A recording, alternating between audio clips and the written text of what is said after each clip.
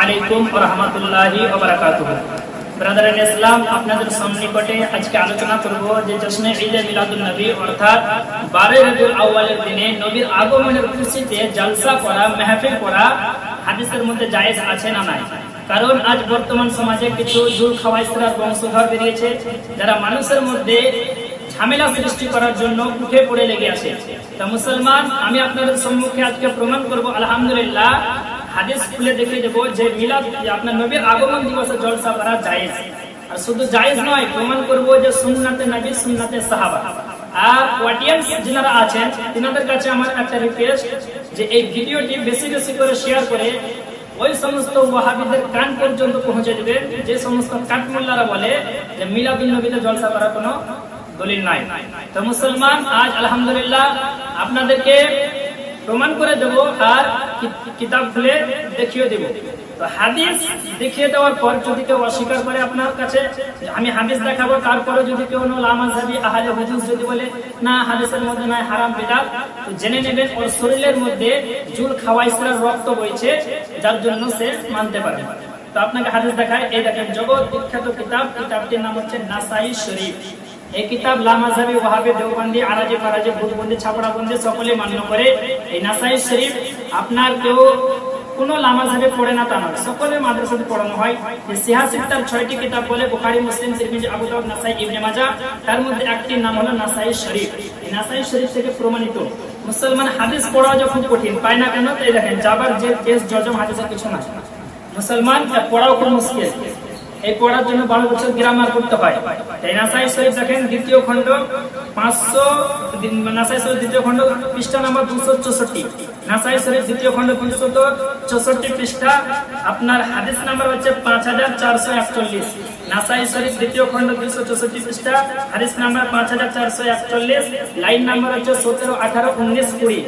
আপনার এখানে হাদিস নবী বলতে আছে আন আবি সাঈদ আল-খুদরি রাদিয়াল্লাহু আনহু قال رسول الله قال معاويه ان رسول الله صلى الله عليه وسلم خرج على حلقه يعني من اصحابه فقال ما اجلسكم قالوا جلسنا ندعو الله ونحمده على ما هدانا لدينه ومن علينا بك قال الله ما اجلسكم الا ذلك قالوا الله ما اجلسنا الا ذلك قال اما اني لم استحلفكم تهمه لكم وانما আতানি জিবরাইল আলাইহিস সালাম ফাআখবিরনি ইন্নাল্লাহা আযজা ওয়া জাল্লা ইউবাহিয়া বিকুমুল মালাইকা।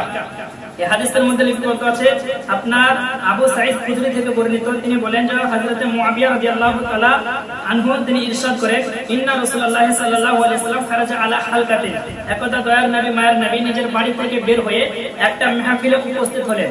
মাহফিলটা কিসের? ইয়ানি মিন আসহাবিহি, নবী পাকের সাহাবীদের মাহফিল, অর্থাৎ একটা মাহফিল চলছে, আলোচনার মাহফিল চলছে। সেই মাহফিলের মধ্যে আমার রাসূল উপস্থিত হলেন। উপস্থিত হওয়ার পরে কি করলেন?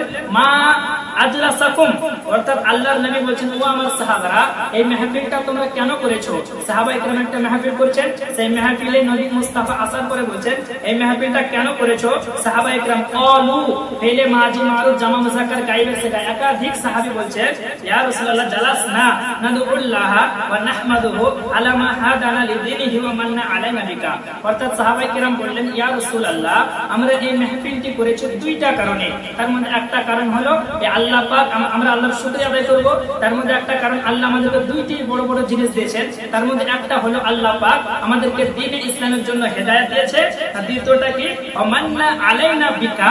সাহাবায়ে কেরাম বলছে ইয়া রাসূলুল্লাহ, আপনাকে পাঠিয়ে আমাদের প্রতি বড় ইহসান করেছে, এই ইহসানের শুকরিয়া আদায় করার জন্য আমরা মাহফিলটি করেছি। তো বোঝা গেল নবীর আগমন দিবসে জলসা করা সাহাবীদের সুন্নাত। তো সাহাবায়ে কেরাম কিসের জন্য করলেন? সাহাবায়ে কেরাম বলছে ইয়া রাসূলুল্লাহ মান্না আলাইনা বিকা, আপনাকে পাঠিয়ে আমাদের প্রতি ইহসান করেছে, এই ইহসানের শুকরিয়া আদায় করার জন্য মাহফিলটা করেছি।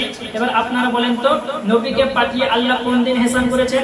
ওখান পবিত্র কোরআন শরীফ সূরা আলে ইমরান আয়াত নাম্বার 164, সূরা আলে ইমরান আয়াত নাম্বার 164 এর মধ্যে আল্লাহ পাক বলছেন লাকাদ মান্নাল্লাহু আলাল মুমিনিনা ইদ বাআসা ফীহিম রাসূলাম মিন আনফুসিহিম। আল্লাহ পাক নিশ্চয়ই মুমিনদের প্রতি বড় ইহসান করেছে। ইহসান করেছে সেই দিন যেই দিন তাদের মধ্যে আল্লাহ নবীকে পাঠিয়েছেন। তো নবীকে পাঠিয়ে আল্লাহ মুমিনদের প্রতি বড় ইহসান করেছে। আর ওই ইহসানের শুকরিয়া আদায় করার জন্য ওই নবী পাক সাহাবায়ে কেরাম নবীর আগমনের খুশিতে 12 রবিউল আউয়ালে জালসা করলেন। এবার আল্লাহর নবী দেখলেন, দেখার পরে কি বললেন? হাদিস দেখুন, নাসাই শরীফ দ্বিতীয় খণ্ড 264 পৃষ্ঠা, হাদিস নাম্বার 5441। আল্লাহর নবী বলেছেন, ক্বালা আল্লাহুম্মা আজরাসাকুম ইল্লা যালিক। এই হাদিসের মধ্যে নবী মুস্তাফা বলেন, সাহাবায়ে কেরাম তোমরা কি কসম করে বলতে পারবে যে তোমরা মেহফিলটা এই জন্যই করেছো যে আমার আগমনের খুশিতে করেছো, আমাকে পাঠিয়ে তোমাদের প্রতি ইহসান করেছে, এই জন্যই মেহফিলটা করেছো?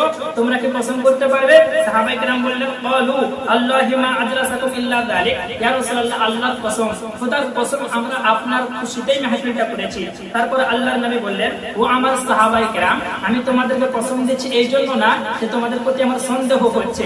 অর্থাৎ নবী মুস্তাফা বলেন, ও আমার সাহাবায়ে কেরাম শোনো, এখন জিবরিল আলাইহিস সালাম এসে আমাকে সুসংবাদ দিলেন, তোমাদের এই মেহফিলটা, এই জালসাটা আল্লাহ পাক এত বেশি পছন্দ করেছে যে তোমাদের প্রত্যেকের প্রশংসা আল্লাহ তাআলা নিজের শান মোতাবেক ফেরেশতাদের মধ্যে করছেন। তো বোঝা গেল নবীর আগমন দিবসে জলসা করা জায়েজ। তো হাদিস পাই না, তো মানুষকে বলছে হারাম। আরে ভাই, হাদিস না পেলে হারাম কেন বলবা? হাদিস না পেলে যারা বড় বড় আলেম তাদেরকে জিজ্ঞাসা করো, কারণ একটা মানুষ তো সব পেতে পারে না। আমি আপনাকে হাদিস শোনাচ্ছি, আমি যে সব জানি তা তো নয়। আমি পড়াশোনা করেছি, হাদিস তাতে বলছি, এখনো পড়ছি আলহামদুলিল্লাহ আপনাদের দোয়াতে। আমি যদি কোনো জায়গায় আমার কোনো জিনিস ডাউট লাগলে আমার উস্তাদদেরকে, যারা আমার থেকে বড় আছে, আমার বন্ধুদেরকে জিজ্ঞাসা করি, তারপরে মানুষের সঙ্গে বলি। একটা মানুষ সব জানতে পারে না ভাই, যদি না জানো আমাদের সঙ্গে কন্ট্যাক্ট করো, আলহামদুলিল্লাহ কিতাব খুলে চোখে আঙুল ভরে দেখে দেবো, মানুষকে বেঈমান করবে না। মুসলমান মিলাদুন নবী জায়েজ। আরেকটা আপনাকে দেখে দিই, মিলাদুন নবী প্রসঙ্গে দেখেন তিরমিজি শরীফ, জামে তিরমিজি 76 কিতাব। এই কিতাব না পড়লে সব মানুষের পড়ানো হয়। এই কিতাব তিরমিজি শরীফ দ্বিতীয় খণ্ড 202 পৃষ্ঠা, লাইন নাম্বার 19 এবং 20 এর মধ্যে ইমাম তিরমিজি বাব পেতে দিয়েছেন, বাবু মা জাআ ফি মিলাদিন নবী সাল্লাল্লাহু আলাইহি ওয়াসাল্লাম। কারণ ইমাম তিরমিজি জানেন কিছু আপনার মূর্খ জাহিল 2025-এ আপনার জন্ম নেবে, ওহাবি জন্ম নেবে, হাজার ওয়াকা পড়াবে, যারা সুন্নিদের উপরে হারামের ফতোয়া দিবে। তাই ইমাম তিরমিজি বাব কায়েম করে দিলেন, বাবু মা জাআ ফি মিলাদিন নবী সাল্লাল্লাহু আলাইহি ওয়াসাল্লাম। কোন ওয়াহাবি যদি অর্থ হাদিস পড়তে পারবে না, তো যদি কানা হয় কমপক্ষে, কানে যদি শুনতে পায় কোনো ওয়াহাবি, তো এই বাবটা শুনে মিলাদুন নবী জায়েজ, এই দলিলটা যেন সে পেয়ে নেয়। তাই মুসলমান এই সমস্ত হারামখোর জাহান্নামের কুকুর থেকে ঈমান বাঁচাবেন। আল্লাহর নবী বলেছেন, কিয়ামতের পূর্বে কিন্তু জাহিল মৃত্যু ব্যক্তি বের হবে, এমন ফতোয়া দিবে না তোমরা শুনেছো না, তোমাদের বাপ দাদা শুনেছে। তো মুসলমান নবীর আগমনে জলসা করা, সাহাবায়ে কেরামের সুন্নাত, মিলাদুন নবী পালন করা নবীর সুন্নাত। আর নবী বলছে, মা আনা আলাইহি ওয়া সাহাবী, যে আমার সাহাবার তরিকাতে চলবে তারাই জান্নাতি। সুন্নিরা না মিলাদুন নবী পালন করে, সুন্নিরাই জান্নাতি। আর যারা বেদাতের ফতোয়া দেয়, জেনে রাখবেন যে তারাই হচ্ছে জাহান্নামী। এই সমস্ত জাহান্নামী তরিকা থেকে আল্লাহ পাক মুসলমানদের ঈমানকে হেফাজত করুন। ওয়া মা আলাইনা ইল্লাল বালাগ।